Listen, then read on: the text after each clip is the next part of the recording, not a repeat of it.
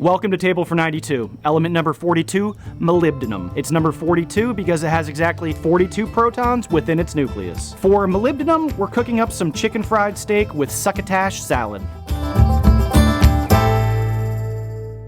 So molybdenum is a trace element that is responsible for the function of 4 enzymes in the body, but molybdenum is found in tons of different foods, and molybdenum deficiency is quite rare because of that. The foods highest in molybdenum are legumes like black-eyed peas and lima beans, as well as whole grains, rice, potatoes, nuts, bananas, dairy products, beef, chicken, and eggs, plus leafy vegetables. So molybdenum is found in practically everything. But chicken fried steak with succotash salad covers a decent chunk of those foods I just listed, and I've spent a lot of time in Arkansas with my family down there, and you know, that's what we eat in Arkansas, so chicken fried steak it is. For the succotash salad, I'm gonna mix together lima beans, black-eyed peas, sweet corn, chopped red onion, chopped cherry tomatoes, and basil.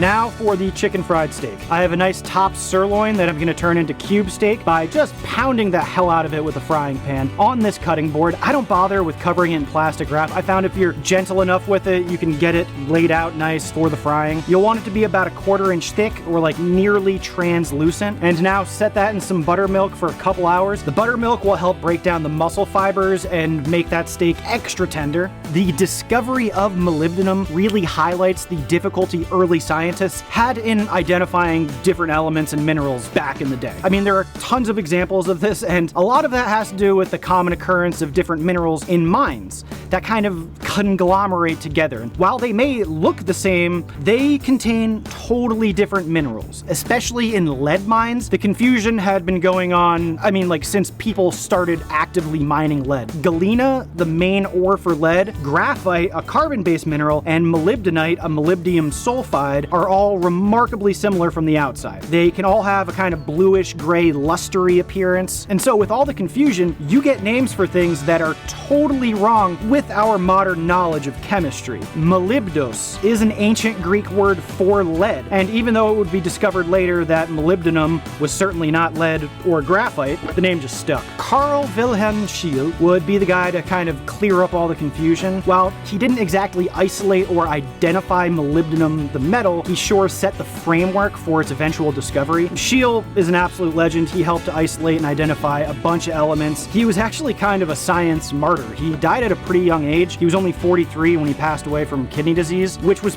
probably brought on by his exposure to heavy metals throughout his career. You know, they didn't have the kind of knowledge we have today about that kind of heavy metal poisoning. Back then, it wasn't uncommon for scientists to smell and taste all of the minerals and chemicals they were working with in order to better describe them. Scheele worked a lot with mercury, lead, and arsenic, and yeah, that constant exposure is probably what did him in. There's a quote usually attributed to Sir Isaac Newton that most likely predated him by centuries, but it's, "If I have seen further, it is by standing on the shoulders of giants." Scheele was a giant. We have no doubt seen further because of his experiments and ultimate sacrifice. Now, molybdenum would be one of the big discoveries of Scheele's career, as molybdenum is incredibly important to the modern world. In 1788, Scheele treated the mineral molybdenite with nitric acid and was able to collect a white powder he called terra molybdena, earth of molybdena. He already knew that the mineral molybdenite contained sulfur, and by heating sulfur and terra molybdena, he wound up with this black powder he rubbed all over his fingers that left a black smear, which he quoted, "We have then a kind of earth in molybdena which probably to this time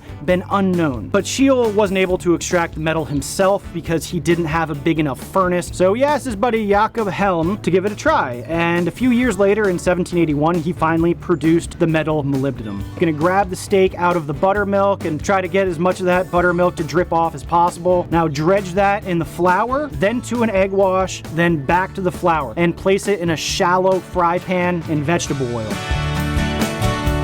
While the uses of molybdenum were limited and its extraction pretty difficult, like only 10 tons of it would be made over the next 100 years, and molybdenum was kind of just a laboratory curiosity. It took the world going to war twice in 20 years to make molybdenum extremely important. Molybdenum is an exceptionally strong metal. It's heat resistant and rust resistant. Actually, it has the second highest melting point of any metal. So during the late 19th century, when tensions were mounting and countries all over the world were creating new and horribly deadly weapons, weapons, they needed steel that could withstand the immense heat associated with modern warfare. Tungsten was often used, but molybdenum is about half the atomic weight of tungsten and started to replace it. In the First World War, molybdenum steel was used to make the gigantic artillery pieces for the German military. One such gun, called Big Bertha, could fire artillery that weighed 1,800 pounds and could travel 9 miles. These were designed and used in the early stages of the war to destroy the forts on the Belgian and French borders. But during that time, there weren't a lot of great sources of molybdenum, and by World War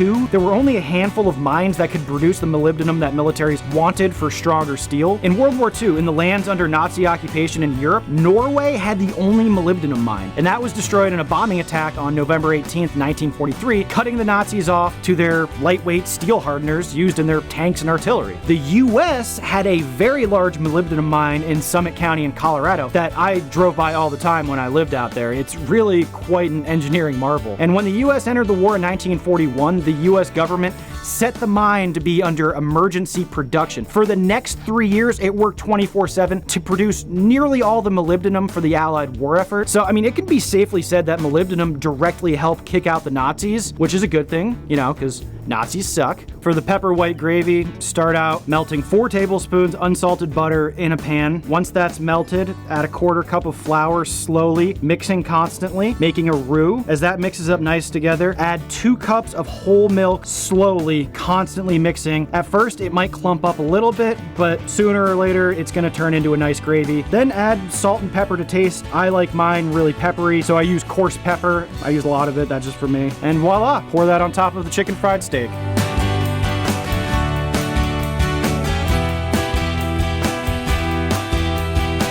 So, molybdenum, absolutely fascinating metal that helped to get rid of the Nazis. So thanks, molybdenum. Nazis suck, as always. Thank you and see you next time.